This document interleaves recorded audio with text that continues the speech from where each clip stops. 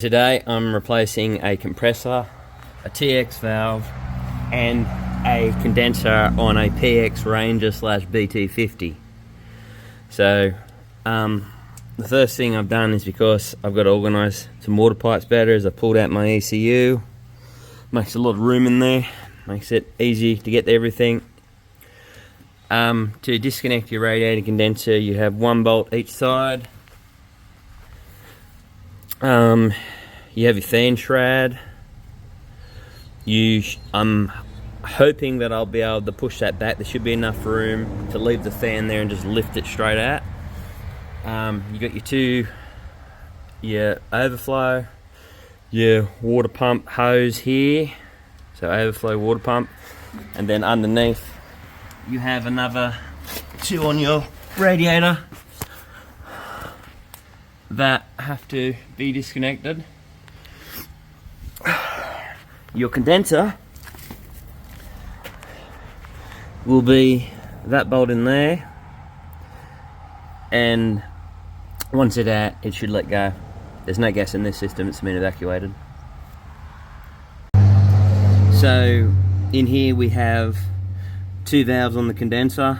Both are sealed by O-rings. You have one that has a pressure switch on it, so the compressor can't kill itself if it gets too high. They do stuff up, so hopefully this isn't stuffed in this one. If it is, it's not that big of a deal. Would be easy obviously to do now. Then your other ones, your compressor, high port, both are like I said, sealed by O-rings. Another thing, you'll have to take off your intake hose from unicooler, so the one that goes to your intake, and the brick there that goes to the turbo, because Ford and all their amazing thing can't give you 10 mil of room to get it out. We've only taken one off. So pull your radiator up, it'll be a bit of a fucking jiggle. Remember, that goes in that way over your fan. It is a bit difficult because they don't give any fucking room to do anything, but it is doable. And that's your radiator, your condenser on the front, little one, and then that's your radiator.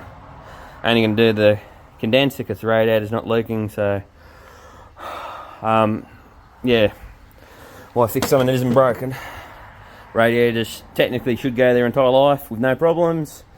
You'd think condensers are the same, but apparently, because these little veins here that carry the gas are so small now that they get blocked, and whereas water doesn't seem to bother it as much as what it bothers that thing.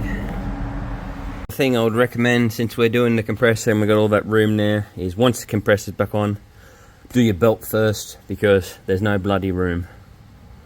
Everything is just crammed in as tight as it can be. I hate it, but it's just the way they make cars. Compressor off, bolts on there, and just about to replace TX valve. TX valve.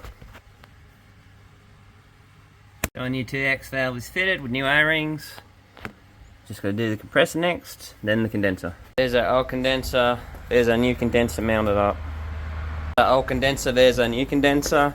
So you got two rubber plugs in here that the two stems sit into, and then you got one there, two 10 mils.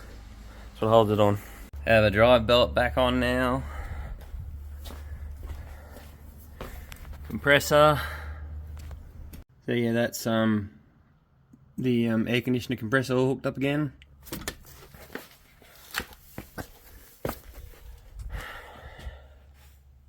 TX valve, high side into the new condenser, and the radiator's all back in and the belt's on.